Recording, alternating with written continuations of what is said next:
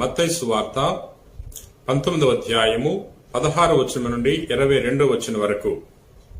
ఒకడు యేసును సమీపించి, బోధకుడా, నిత్యజీవం పొందుటకు నేను చేయవలసిన మంచి పని ఏమి అని ప్రశ్నించెను. మంచిని గూర్చి నన్నేలా ప్రశ్నించదవు? మంచివాడు ఒక్కడే.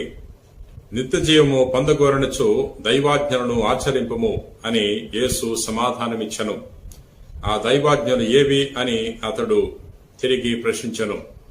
అందుకు యేసు, నరహత్య చేయకము, వ్యభిచరింపకము, దొంగిలింపకము, అబద్ధ సాక్ష్యములు పలుకకము, తల్లిదండ్రులను గౌరవింపుము, నిన్ను నీవు ప్రేమించుకున్నట్లే నీ పొరుగువారిని నీవు ప్రేమింపుము అని పలికెను.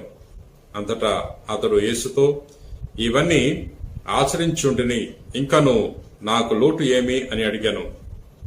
ప్రియ సహోదరి సహోదరులారా, నేటి సువార్తలో ధనిక యువకుడు దైవరాజ్యాన్ని కోల్పోవటం గురించి చదువుకుంటున్నాం. ధనిక యువకుడు ప్రభు వద్దకు వచ్చి ప్రభుని ప్రశ్నిస్తున్నాడు. బోధకుడా, నేను 10 ఆజ్ఞలను పాటిస్తూనే ఉన్నాను, పరలోక రాజ్యంలో ప్రవేశించాలంటే ఇంకా ఏం చేయాలి అన్నప్పుడు ప్రభు తెలియజేస్తున్నాడు, నీకున్న ధనాన్ని పేదలకు దానం చేసి నన్ను అనుసరించు, అప్పుడు పరలోకములో నీకు ఆస్తి సమకూర్చబడుతుంది అని తెలియజేస్తున్నాడు.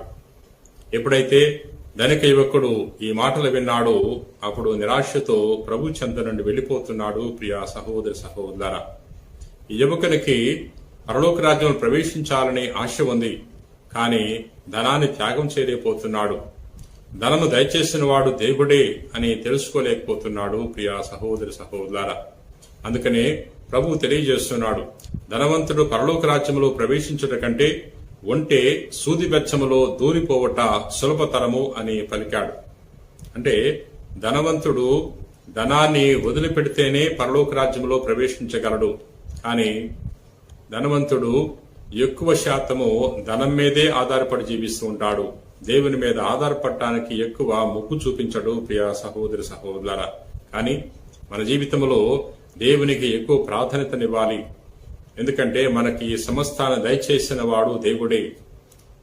ధనాన్ని వసగిన వాడు, సమస్తాన్ని దయచేసిన వాడు దేవుడే. కాబట్టి దేవునికే ఎక్కువ ప్రాముఖ్యతనిచ్చినప్పుడు దేవుడు మనకు నిత్య జీవితాన్ని ప్రసాదించగలడు. ప్రియ సహోదరి సహోదరులారా, ప్రార్థన చేసుకుందాం.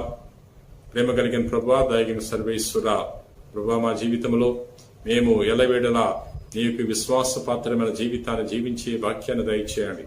నేటి సువార్తలో ధనిక యువకుడు ధనాన్ని ఎక్కువగా ప్రేమించి దైవరాజ్యాన్ని కోల్పోతున్నాడు. ప్రభా, ధనాన్ని దయచేవాడు నీవే అని తెలుసుకునే గొప్ప దైవ జ్ఞానాన్ని ప్రసాదించమని వేడుకుంటున్నాం. ప్రభా, ఎల్లవేళలా నీకు విశ్వాసపాత్రమైన జీవితాన్ని జీవిస్తూ మా జీవితంలో నీకే ప్రాధాన్యతనిచ్చే గొప్ప వాక్యాన్ని దయచేయండి. ఈ రోజున ఎవరెవరైతే నీ వాక్యాన్ని ఆలకించి ప్రార్థన చేయుచున్నారు, అటువంటి వారందరినీ కూడా నీ కృపావరములతో దీవించమని మా నాథుడైన క్రీస్తు ద్వారా మనవి చేయుచున్నాం తండ్రి. ఆమేన్.